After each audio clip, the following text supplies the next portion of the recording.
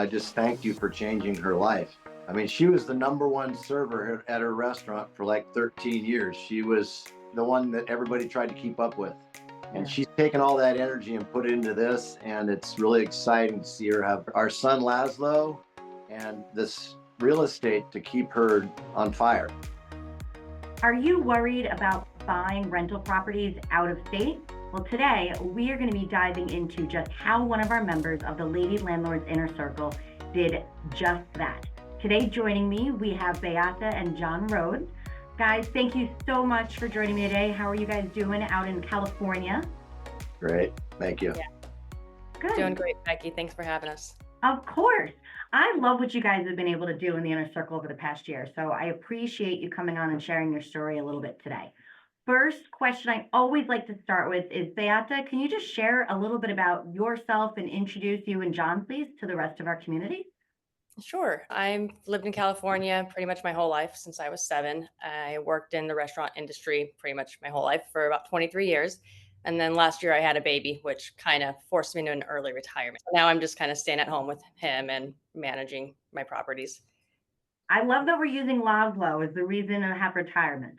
I Yeah. think that's fantastic. They have the cutest little baby, just in case anybody's curious. I was very fortunate. I got to meet him last week when the three of us actually got to meet up in Chicago. But John, how about you? Can you share a little bit about yourself as well? Yeah, lifetime California resident. And I just retired a few years ago. And like Bea said, we had a son last year and our life has changed completely. Bea was looking for something to do besides serving in restaurants and found the Lady Landlords. And it's been amazing. Thank you. Beata, how did real estate even enter the picture? Kind of by accident, really. When John and I met about 12 years ago, he had a house that he lived in, and I had a house that I lived in. And when things got more serious, he moved into my home because he had adult sons living in his home. But I was renting. So then we were kind of like, well, we should probably buy our own home. So that's kind of how we got our first like rental. I mean, it was like still his house, but his kids and their friends live there and they rent it. And then when we started talking about having our own baby, I knew I wanted to at least work less. I wasn't at that time thinking I was going to stop working, but at least less. So I was trying to figure out a way to bring in some extra income. So I started thinking about like an ADU. And technically, the ADU I thought about, I guess, even before the baby, about 4 years ago. I just knew that California is a strong market for rentals. But because zoning and setbacks, I was told I couldn't do it about 4 years ago. And then it just happened to line up with right about the time the baby that all of a sudden this housing crisis happened and they threw all that out the window. So we decided to put an ADU to supplement my income so I can work less and be home with the baby. Yeah, that's a great plan. I do want to dive into the ADU in a minute because that you did a ton of work on that. So I want to come back to that in a second. But John, now your adult sons get this property to themselves. How is that now managing and really having your first rental property, having family live in it? How did you guys decide on who was managing it, who was taking care of maintenance? Did that just kind of all fall into place, or what happened there? Yeah, well, that house, it's a 6-bedroom, 4-bath house that I raised my sons and all their friends in. I was a single dad with 4 sons, and it was like the neighborhood hangout. And my sons became very good at taking care of their own house when I started traveling for work. Mhm. It's basically pretty much self-running. When Bea and I decided to buy our own house and have to manage it from afar, basically she's been managing the property for us, and with the help of Lady Landlords, it's been a lot smoother. Good. I'm happy to hear that. We'll come back to that piece in a minute. So, Beata, did you have Laszlo before the ADU, or were you pregnant when we started venturing down the ADU path? Pregnant. Yeah, Hmm. I think I started the ADU path right before I got pregnant, but I was already talking about the pregnancy. And Okay. then we built it throughout my whole pregnancy. So that's really what I want to talk about here. Where did the idea for the ADU come from? I think a friend of mine might have put it in my mind, like I said, about 4 years ago. I kind of started talking about it. I think Mhm. a friend of mine mentioned that they were doing it, and I was like, oh, that sounds cool. Like I should do that. We have, a half acre. But like I said, zoning and setbacks. John honestly wasn't on board, so I had no help there. And I tried to call out a few contractors and talk to a few people myself, and I really don't think anyone took me too seriously. I didn't know anything. I went to one place and they're like, "Well, are you on septic or sewer?" And I was like, "Oh, I don't know." And they're like, "That's kind of important." You're So like, yes, yeah, yes, I exactly. am on septic or sewer. The Yeah. answer is yes. Yeah. So I think that I had a hard time getting anyone to really take me seriously because I really didn't know anything. And the couple people that I did get to actually come out and talk to me were like, "Oh no, you got to be like 50 feet away from that and like 25 feet away from that." And Wow. basically, we have a half acre, but our home is smack dead in the center of it. And the only place we could build was where our home was. So our only options would have been like to convert the garage or do like a attached dwelling, Mhm. which neither one of us wanted that. We wanted some separation, so we walked away from it at that point. Gotcha. And just for any of our listeners that are not familiar with an ADU, accessory dwelling unit, so really kind of having another property on your property. So once again, as Beata mentioned, something that was separate, not attached to the house, so not like a duplex or not a mother-in-law suite, really having that separation of that place.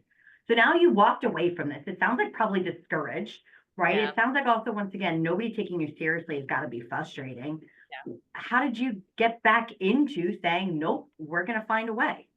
Well, I just, time goes on and I got a little older and decided, okay, I want to have a baby. And again, was just kind of thinking like, daycare is expensive and I don't want to have a baby, just have someone else raise it. So I was just trying to think of how to supplement some income. And, I'd been hearing like, oh, housing crisis and the rules are changing. And this time I didn't give John a choice. I basically told him, we're doing this. He didn't have a choice to not be on board. Okay. So we went and talked. We actually a couple years ago visited some friends in Oregon and they just built a really nice manufactured home on their property and it had just gotten done and they were giving us a tour of it. And it kind of really blew my mind how nice they are. And so that kind of got me thinking like with the ADU versus like stick build or site build, like regular construction, it would be a lot easier, less stressful, and they're super nice. So this time we, instead of trying to hire contractors, we actually went to a manufactured home place and started talking to them about it. Gotcha. I want to come back to how you got around some of those limitations from the beginning. But I want to ask John, at first you were totally against this idea. Why? And then what got you on board? I think I really wasn't interested in having anybody living on our property. And I was kind of happy when we found out we couldn't do it. I like the honesty. And then when she came back with it a few years later, our circumstances had changed. And I really agreed with her that we wanted her to stay home and raise our son rather than, be working in daycare. And then putting it on the other end of the lot when the zoning changed, we were able to put it on the other end of the lot and it worked out really perfect. It fits very nicely out there now. Ooh, so tell us about that, Beata. Zoning changed. Was that kind of the key factor to what allowed that spacing of, well, too close to this, too far from that? Was that what made the difference? Oh, big time. Yeah, because like you said, it's on the other end of the lot from us. So it's like it's further than your typical cookie cutter neighbor would be. So it's Well, still it's as a not New York City kid, or yes, I'm sure the neighbor is much farther than my neighbor who is attached to my residence would be. So, exactly. So it doesn't feel super intrusive. It's like we see it, it's there, but it's still far from our home and it doesn't feel like it's invading us. So yeah, that made a huge difference. and then tell us about the first tenant that you had in there, because that was a very interesting first tenant you had. Yeah. So she was a realtor and she was actually also working with the same manufactured home company as us. She was building a house. She went through divorce, sold her house. She had, I guess, a couple acres. So she subdivided her land and kept half of it and was building a home on her land. But she ran into permit issues. Unfortunately for her, the city she's in was a lot more difficult than the city we were in. And she'd already sold her home and had to get out and had nowhere to go. And the guy that we worked with, his name was Josh through the manufactured company, actually texted us. We weren't even ready. We just had Laszlo was just born. The Mm. house itself was ready, but we hadn't had a chance to landscape or, they don't take care of any of that stuff. They just put the house on. We had to do like the stairs and the walkways and the landscaping. So we weren't even like fully ready. And he texted and was like, "Hey, do you need a tenant? Because I got someone and she's got nowhere to go." And we were like, we just had a baby and we're like still in construction. But we met with her and she was super nice. Actually had us over to her home because she did have 3 dogs. And Mhm. we said right off the bat, no pets. And so we're like, Okay. yeah, me 3 dogs, like, but she was like, please just come over and see my home. And, my dogs are really well behaved. I promise I'm clean. And so she had us over to her house. It was her and her adult son and 3 dogs. And they were super nice and the home was super clean. And so we were just like, okay, I guess like, and it was also supposed to be temporary, just a Mhm. couple of months. So we were like, well, at least it'd be a nice trial run for us. Like our first tenant we know is out of here in a couple of months. And so we kind of looked at it that way as a win for us. So yeah, no credit check, landlord reference, nothing. We just let her move in. We asked Josh, we're like, you sure you recommend her? And he's like, yes. And we're like, okay. What's interesting about that is that the two then times that you had, right? The first time when then you were renting out John's home, and then now the first time renting out this ADU, you actually were able to skip, for better or worse, you were able to skip really that tenant screening phase, right? So that we were able to kind of move off of. So now you have this ADU. John, at what point then did Beata come back and say, okay, we have your house rented to your sons, we have the ADU rented, let's get another? So soon after Laszlo was born, she'd always been interested in real estate, but she had put together some money with a Roth and wanted to invest it. And she was actively looking for ways to do that, but not knowing how to start. So Gotcha. that's how we got introduced to you through your podcast. And is Beata, is that where you found me, was from podcast? Or did you find the Facebook group first? No, so the Facebook group first. Yeah. So after we got the ADU done, and I was like, okay, because the house with the kids was like a rental, but not really, right? But the ADU Right. was like our first rental. So yeah, so I was on Facebook looking for landlord groups to help me because I had no idea what I was doing. I was so busy being pregnant and working in construction. I never got around to like the landlord side of it. All of a sudden I had a tenant, and for the lease, I just found a template off the internet, like, just went into it completely clueless. So now, a little late after the tenant, I was trying to figure out, okay, what laws do I need to know? And so that's how I found the Lady Landlords group on Facebook. Yeah, through just searching landlord stuff on Facebook. And through Gotcha. that, I learned about your podcast. Okay. Because, and listen, I was the exact same way. I became that accidental landlord in the same way, right? Just kind of how, well, John's house is now available. The sons are still going to live there. Let's turn that into a rental. My husband and I wanted a home for ourselves. We ended up buying a duplex just to cut down cost of living in New York. We became that accidental landlord. And same thing that we were like, oh, wait, now we actually have to be the landlords, right? So that's a whole different space, especially me being in New York, you guys being in California, right? We're not exactly known as the most landlord friendliest places on earth here. So you're listening to podcasts. Beata, how did you introduce John then to Lady Landlords?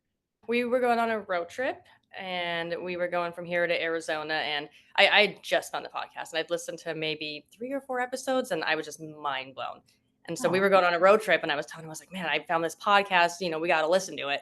And he was like, all right. And so the whole road trip, we just played podcast after podcast after podcast and of Lady Landlords, obviously. And yeah, he was just as amazed as I was. Like, we learned so much information from it.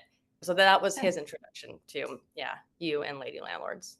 Good. My whole goal with Lady Landlords was to make other women not feel alone with trying to figure out the landlording piece, because that's where I was stuck years ago. There was nobody kind of teaching me those things. And I always wanted to make the podcast kind of that informative, like how to, right? Like how to follow either other people's stories of what they were actually doing, or really just kind of practical advice. So I'm very happy that you guys found it. I will apologize to you again, John, for having you have to listen to my voice for such a long period of time. But John, you had a very strong reaction after listening to the podcast, did you not?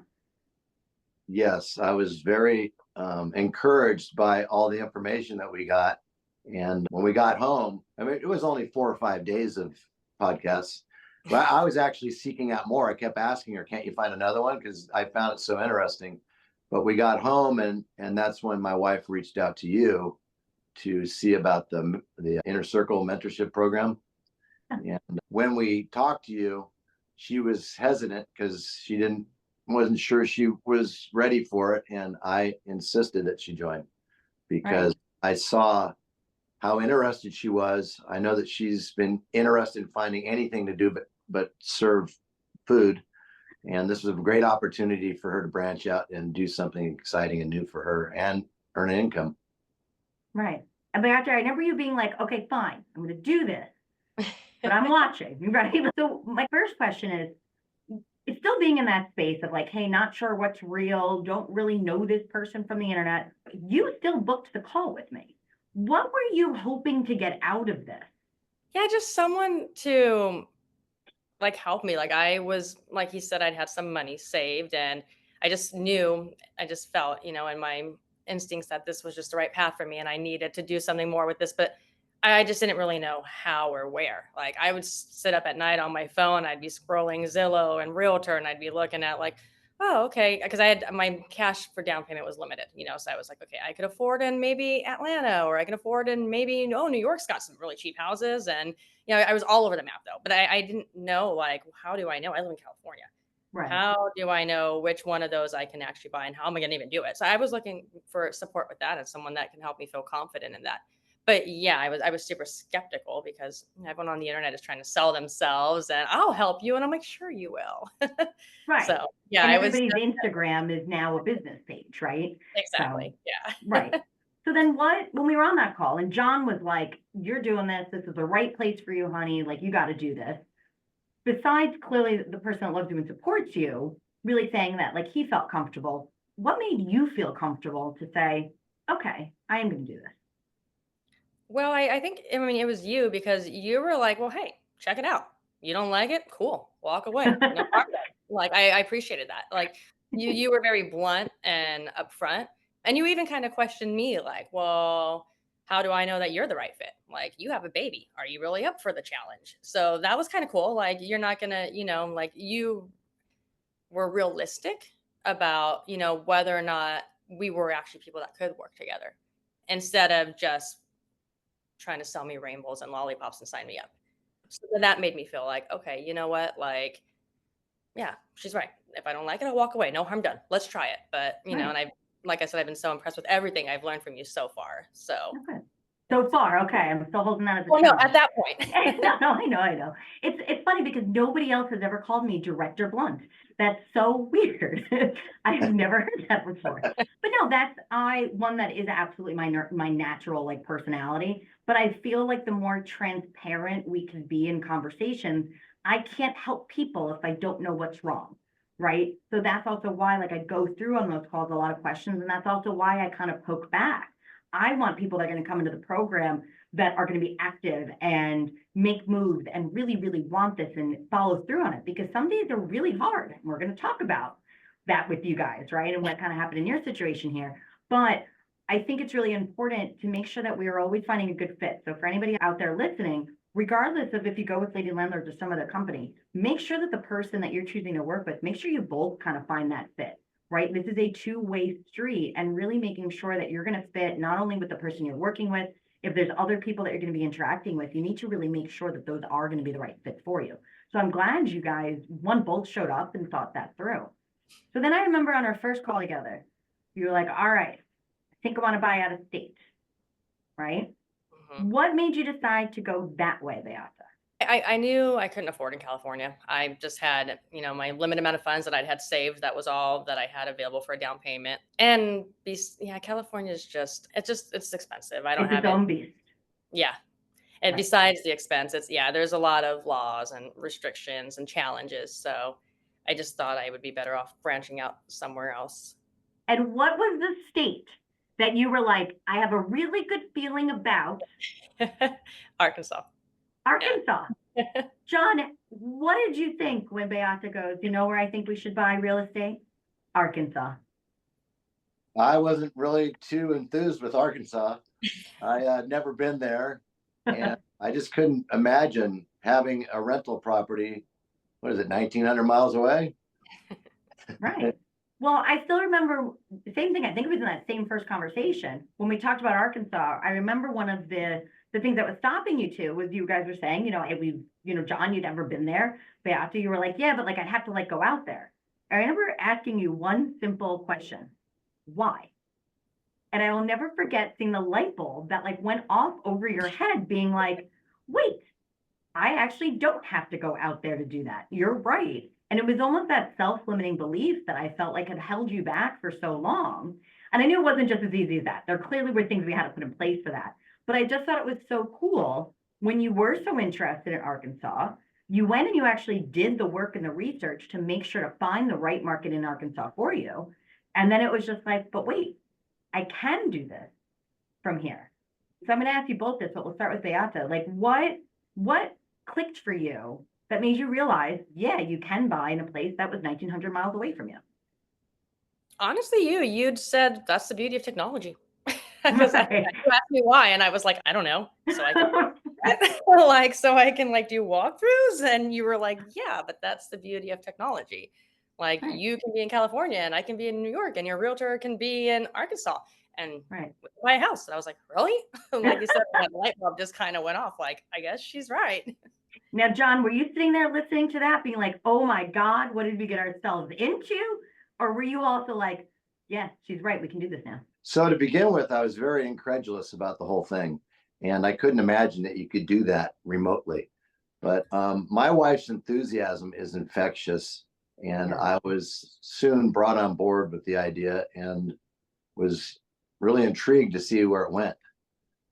Yeah. And I like that you guys chose to move forward with that. So what was the first step? What did you have to go through? What was that like then now, building your team, starting to look for properties all remotely? It was challenging, honestly. Finding a realtor was really hard. I reached out to a few of them, and they were either just they wouldn't respond, they weren't interested, I guess, or I talked to them on the phone and they'd sound amazing and they'd sound like they were interested, but then I wouldn't hear back from them. Yeah, so just finding the right realtor to work with was a big first challenge. Right. But you did. Yes. Then you found a house that was Yes. fantastic, but Yes. only on the outside, right? John, Yes. what happened with that property? Well, Bea had been following a friend of hers journey, and they had had problems with their sewer. And she decided it would be a really good idea to put a scope down the sewer of the house and see what was down there. It was like 100-year-old house. Right. And when the plumber did, he couldn't even get it to the other end. And there was a bunch of breaks in the pipe, and he told us it would cost us tens of thousands of dollars to. It was like 100 foot to the main line, Yeah. and there was a tree there. The typical. So yeah, it was not. I'm really glad that she did that, because we would have ended up with a big bill to start our Yeah. house with. But Right. it wasn't even just the plumbing. It was a flipped home that looked fantastic from the pictures and from the outside. And even when we were doing the walkthrough, we'd be like, whoa, wait, what's going on over there? And what's going on over there? So there were already a lot of like really tiny things. But they Hmm. were like a lot of really tiny things where we were like, okay, no big deal. Okay, easy to fix. But a lot of really tiny added up to just kind of a lot. And then, Right. yeah, the plumbing, when we had the line scope, that was like the final straw where it was like, okay, you know what? Let's just save the house for us, because we weren't looking for rehab. We were looking for something a little bit more turnkey. Right. And also being that long distance, it was let's not buy a whole bunch of problems, especially for the first one. Yeah. So I know you walked away from it, which clearly was in the long run the right decision. Never easy at that point in time, but the right decision in all honesty. And then I remember you were about to go away, right? You were going back to see some family, and we kind of came up with this plan being like, hey, we'll spend this time looking, and if we find something, we'll deal with it then, or we'll deal with when you get back. Walk me through what happened in those couple of weeks. Well, yeah, so we went to Hungary to visit family, and we were gone for a whole month, and we'd already started the search. And yeah, we saw this one house that we walked away from. We thought we already had our home before we left, and then it fell through while we were actually in Europe. So yeah, my email kept every morning. I kept getting more houses to look at. Actually, the one we found, though, John found, it wasn't even it probably was on the MLS, but my realtor actually never sent it to me. John actually, I don't know, having insomnia or something at night, was just looking at like realtor.com, and I woke up and was like, oh, this was kind of cool. So yeah, Mhm. so then I sent it to my realtor and was like, hey, how soon can we go see this one?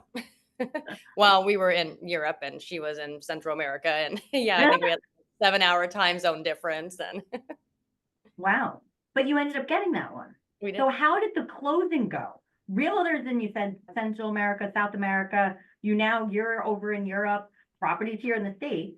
What happened with that? Yeah, so we sent it to her and she went over, she scheduled a viewing and we coordinated our schedules. I think it was like midnight our time or something. But we made it happen. She went over there and did the walkthrough for us and then she put in the offer for us and she pretty much handled most of it. Like, Right. unfortunately, since we'd had the home we walked away from, I already had like an inspector that I worked with that I liked and a plumber that I worked with already that I liked. So that was easy. I just reached out to the same people and was like, hey, can you go look at this one for me? And then, yeah, the realtor pretty much handled most of it for us, and it was actually really smooth. Right. And then now, John, you come back from Hungary with a new rental property. You guys closed while you were in Europe. Did you ever imagine that that's something you would have been doing while abroad? Absolutely not. It was kind of mind blowing that it all happened while we were overseas. One thing I want to say is the relationship we built with the plumber, Mhm. that he told us not to buy that house because of the sewer being broken. So when he came over to the other house, the new house, and checked the plumbing there, and then he told us this is a really cool neighborhood. This is a really great house. Right. And it was like that relationship we'd already built where we trusted him because he could have dug up that whole yard and charged us for it. And he just told us to walk Mhm. away from it. And then he did tell us that this house was a keeper. So it was really great that we had built that relationship already. Right. And not only that, but he now knows that you are going to call him any problem that you have. Correct. Right? He's So Yes. a I think that's really cool. It was really great that you two, when you found somebody that you knew, that you appreciated, that you liked, that you'd use in the first property and really got to kind of trust. It was great. You did the right thing by calling him back to use him the second time. Right? Yeah. And that reciprocity is what's going to continue that relationship, especially as you expand your portfolio. So now you got property in Arkansas, then tenant of the ADU moves out. Correct. Yes. So now, for the first time, we had to go through the tenant management side and not just screening for a tenant for a place you're not living. Now it was to find a tenant on your own property. How did you feel now switching from the acquisition side to now having to do the tenant management side? It was stressful. Yeah. I mean, I didn't have any experience with it because, yeah, again, I kind of just inherited the tenants that I had, and it is on our property, so it is scary because even though it Right. is separated, you do see them. You run into them going out to your car or whatever. So yeah, it was super stressful, but I leaned on the Lady Landlords group a lot, and I got help, and my hand was held every way, every step of it. So Right. I remember going through the applications and screening process and all that to really get that system in place, which worked out fantastic because then what happened with your duplex in Arkansas just after you got the ADU settled? I'm like 3 weeks after we closed on the tenant occupied duplex, which was like one of the selling points. They had leases until the end of 2025. My tenant calls me and says, I need to break my lease. I'm moving. Now, what was the reason she cited? Because there were issues with the neighbors and apparently they had their own relationship issues and they were fighting a lot, and I guess she called the cops and somehow they knew. Maybe she told them, I don't know, but she said that she felt unsafe, that they knew she was calling the cops on them and that they were supposedly threatening her. She didn't tell me the extent. She just said she didn't feel safe there anymore and she needed to leave. Right. And for all the listeners out there, clearly, if somebody feels that their safety is compromised, it actually does not matter what reason somebody wants to break their lease. If they want to break their lease, they can break their lease. You should always have an early termination clause in your lease. But absolutely, if somebody does not feel safe, it's okay. Let them move on. We can find somebody else to take their place. But Beata, now that woman who ended up taking quite a bit of time to move out of this situation, and really taking a lot longer than even the dates that she had gave you. She moved out, right? And at least you navigated that situation really well. She was asking for some things that really were not your responsibility, but I feel like you handled that really well, navigating, having her leave the property and leave it in great shape to be able to re-rent, especially now from long distance. But what was it like then, now trying to rent not the property that you live on, right, with the ADU, but now trying to rent a place 1,900 miles away? Yeah, that was super challenging. I didn't really have like my team really established out there Right. because I thought I wouldn't have to worry about it. I thought I would have until the end of 2025 to figure out, okay, who's going to show places for me and how am I going to do this? I honestly didn't even have any like real good pictures of the unit for my advertisements. I was like, the only pictures I really had, I Right. hadn't seen it myself, so the only pictures I really had were the ones that were on the listing when we bought it.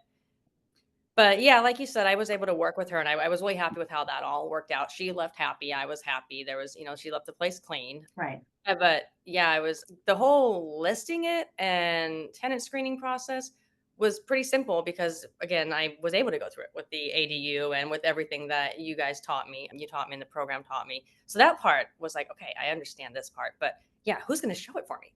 And then the Right. whole coordinating the schedules of my person that is going to show it for me. And then the people that want to see it, that was definitely a whole different game.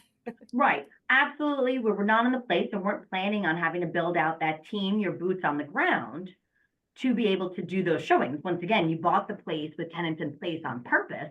So that way you had a good year and a half before having to deal with those situations. But you jumped in there and navigated that. John, how did you feel when Beata came and said, hey, this woman's leaving. Now we got to get this rented. We just finished with the ADU over here. Now we got to work on the Arkansas property. Well, knowing my wife, I felt very confident that she would be able to fill it. It's really amazing to watch her work, with the information that you have provided her with to how to do that stuff. I mean, it was very, very busy for a couple of weeks there while she was trying to negotiate with people that wanted to look at the place. And we had like 3 different people that we were trying to have show the place and their schedules. But yeah, I feel great. I mean, I know that she can do it. Right. What it did for me was make me realize we'll never have to worry about who's moving into our places because she's so thorough about making sure they qualify and they're a good fit. Right. And then there was a curveball thrown into these showings. They have to tell us what happened in Arkansas. Oh, so that was super discouraging. I thought I had it all figured out. I had my list of people who inquired and they all passed the pre-screen. I was like, okay, I got this. I was scheduled my open house and I got my boots on the ground. We're going to go and told them I'm going to make it really easy on you. We're just going to spend a few hours there. Everyone's going to come in one day and we're going to have a tenant and we're going to be done. Well, the neighbors next door got evicted. Or at least they got an eviction notice. They didn't get officially evicted, and they decided to retaliate by completely vandalizing the home. I don't know the story behind it. The owner of the home told me it was like a voodoo ritual because they were like thinking the home was possessed. I'm not sure, but they painted all over the outside of the house, all over the driveway, in the street outside my home, carved into the wood columns, just vandalized the house next door. So then the day I found out, my other tenant who was still there sent me pictures of this. And I was like, okay, this is terrible. I have an open house in like 2 days and this is what they're going to see right when they pull up. So I started reaching out to everyone that was supposed to come to the open house just to confirm they were going to be there. And everybody ghosted me. Like one person responded after driving by and seeing the splattering of paint next door. Absolutely not. And the rest of them, I don't know if they all saw it too. I'm not really sure what happened, but I had like 8 people lined up for my open house and not a single one of them went, and only 2 of them responded. One found something else and one said that he saw it. No one else even got back to me. So yeah, I was super heartbroken. No, I remember that. And listen, like there's always that, like the no shows, right? Anytime you have an open house or you have a showing like that, there's going to be no shows. But then the fact that 0 people came, and once again, this was something that was so out of your control, right? And really done, unfortunately, by the neighbors, who they were the ones that were possessing the house. So they're trying to get rid of the evil spirit. That was actually them, right? So what was one thing, Beata, that you think you did to turn that back around and get that place filled? Honestly, you just told me don't give up because I was ready to. I think I did actually delete my listing for like a day or 2 because I was like, I'm done. I don't know what to do. Like these neighbors made my tenant move out and now I can't even show the place. Like I pretty much was ready to just give up until it was taken care of. But yeah, I talked to you about it and you were like, I wouldn't give up. And not everyone's going to care about that. So I was like, okay. So I relisted it. And this time, instead of trying to host everyone in one big open house, I tried to kind of just accommodate a little bit more to like, if somebody reached out to me on a Sunday and passed a pre-screen on a Sunday and wanted to see it, I didn't, because my boots on the ground I was working with was only available on weekends. So that was kind of a challenge too. So I tried to be a little bit more accommodating, and so I found 2 more people that were able to help me show the place. So that way I could show it more frequently. And that worked out. I think maybe that, yeah, the big wait period was kind of maybe a reason some people didn't show up as well. Right. So what did you do to find those boots on the ground? Because then you had the 2 new ones and the one original one. How did you find those boots on the ground? So really random because again, I thought I'd have all this time to establish this and I didn't. Right. One of them was just a random guy I found on Nextdoor actually. While I was researching for a handyman, someone had said, "This guy is amazing. And if he can't fix your problem, he'll tell you who can." And actually, we'd called him before because we were looking for someone to touch up paint and stuff after the tenant moved out. That's how we found him. And he was like, "Oh, no, I don't do paint, but you want to call this guy." And we're like, "Okay." And then we're like, "What about HVAC? We're also having HVAC issues in the other unit." He's like, "Oh, yeah, you want to call this guy." And we're like, so we had a great, first encounter with him, and both his recommendations were amazing. The handyman he referred to us did a great job touching up the paint and did a couple other things for us in the unit. And the HVAC guy too, he was amazing. I really appreciated him. Because before him, I'd talked to another HVAC company, and they were like, "Oh no, you need a whole new system." And this other guy was like, "No, you don't. So his recommendations were great. So then we were like, well, maybe he'll be our boots on the ground. Like, can't hurt to ask. He's been helpful so far. So we called him and asked him, and yeah, he went out and showed it for us one day. And then a couple people went, but I don't know, again, if it was next door, I'm not really sure what happened. One of them was like, "Okay, yeah, I like it, send me an application." And then one of them was like, "Really cute, but not for me." One of them asked, "What's the deposit?" And then I never heard back from her. So I'm not really sure what happened. None of them were actually serious. But then I got more inquiries and I was like, okay, well, who do I reach out to this time? Just in case. That guy was really nice, but maybe he did scare those people off. Who knows? I don't know him that well either. So I was like, I don't know. He kind of talks a lot. One of the girls did say to me, the one that asked for the application, that he said, "You live in California. How do you plan on handling maintenance?" And I told her, like, well, I don't do any of it myself. I'm hire people, but was a little bummed that, he told her that, because I told him, like, please just let them in, let them see the place, don't, Right. just don't, I don't know, don't, if they have any questions, refer them back to me. So I kind of did in the back of my mind wonder, like, well, was it him? What else did he say to them? Right. What else was I he don't really saying know this guy. if he already told you that? Right. Yeah, exactly. So then when I got more inquiries, I was like, okay, like, who can I ask? My friends aren't available till the weekend. I don't know about that guy. Maybe, it was him. I actually reached out to the tenant that used to live there that broke her lease and was like, "Hey, want to do me a favor? I'll pay you."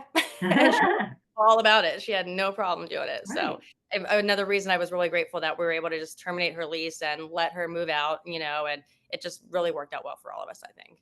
I love that you did that. You used your resources that's there, and it's so important to be able to have those boots on the ground. I'm glad you found some great people, and I'm glad you worked through that situation with that tenant, right? If you tried to be like, "No, you can't break the lease. What do you mean?" Right? She wasn't going to help you with that. She wasn't going to make sure. Also, it probably came great that she was able to say, "Yeah, I used to live here. Hey, you gotta, let the water run over here for a good 5 seconds before it gets hot. Hey, you gotta turn the key a little bit to the left and jiggle it to open the door." All those little things that make a house a home, she was probably able to share about. So if asked, but that was really cool that you were able to use your resources. And I know now that that property settled, now that the ADU settled, we're on to the next. Yes. So, John, I kind of want you to wrap this up here. What for you has been the biggest change, the biggest thing you've noticed with your wife since we started working together 9-10 months ago? Well, as I told you when we met in Chicago, I just thanked you for changing her life. She was the number one server at her restaurant for like 13 years. She was the one that everybody tried to keep up with. And she's taken all that energy and put it into this. And it's really exciting to see her have our son, Laszlo, and this real estate to keep her on fire. I'm really excited about the next chapter. One thing I want to say is, the whole time I was like, "Hey, Arkansas, are you kidding? Arkansas?" Because I've been in California my whole life. And we went to Arkansas, and it is so beautiful. And the people are so friendly. And I'm really looking forward to going back there. Who knows, we may end up living there because it's so beautiful and welcoming. Yeah, nice. Yeah. And Beata, you also entered a contest for Lady Landlords 2024, and you made an amazing video. that you shared, and you were willing to kind of get out of your comfort zone a little bit. How did it feel, besides the nervousness or being a little anxious, saying those words? How did it make you feel reflecting back on what you've accomplished so far this year?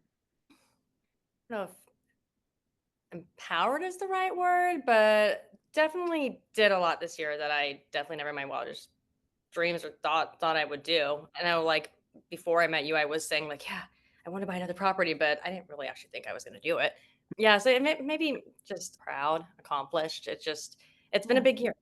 Yeah, I've definitely stepped out of my comfort zone in a lot of different ways and done a lot of things that I didn't really actually think were a possibility. So it was pretty cool to reflect back on all that and be like, wow, I actually did it. And yeah, I had my challenges, that things I never thought of, like the neighbors of the house next door were going to cause me problems. Not in that way anyways. Yeah, like that was not on my list of a million things I was worried about would go wrong. Nope, and I gotta be honest, on my side, I was like, that's a new one even for me. So, so I totally understand that. But once again, every situation that's gonna pop up, everything that you now go through is gonna give you more confidence to be able to handle it next time, right? The chances of the neighbors vandalizing their house through an eviction again, pretty slim. But there's gonna be other situations that we're gonna run into all the time as landlords that are gonna happen. I've had a house vandalized that I was actually trying to buy. I've had problems with neighbors. All those things, like, they come up, and really our role as landlords is to be really good problem solvers. And I think you've absolutely shown this year. I loved that not only did you enter the contest for the Lady Landlord of 2024, but you actually won. You won. And I was so happy that I got to present to you your check of $2,500 when we met in person. And I hope you put that right back in your down payment bucket so we can move on to the next one. So Yes. Beata and John, thank you so much. I want to say you guys have been absolute model students since you've come into this program. You've really dedicated yourselves. I told you earlier that I always look for those action takers that are going to come in and really follow through on steps. And you two have done exactly that this whole way through. The homework, modules, our meeting times, all of those different things. You guys show up, you're present, and you put those things into action, and you deserve absolutely everything you've accomplished this year. So thank you again for coming on the show today. Thank you. Yeah. For all of our listeners out there, please do make sure to hit that subscribe button so you do not miss the next episode of the Lady Landlords Podcast. We release new episodes every single Tuesday. And if you enjoyed today's episode, and I know you did, please make sure to leave us a 5-star review. That will actually help other women be able to find our channel and get the support that they're looking for, so they can also have their partners listen to every single episode of the podcast on their road trips. Thank you so much, and see you next week for the next episode of the Lady Landlords Podcast. Thank you for listening to the Lady Landlords Podcast. If you're feeling stuck in your real estate investing journey, visit lady-landlords.com to book a 15-minute orientation call with me and see if you're ready to join our mentorship program. Or you can subscribe to our newsletter and join our Facebook group for exclusive real estate investing tips and offers. Invest with confidence. Become a Lady Landlord today.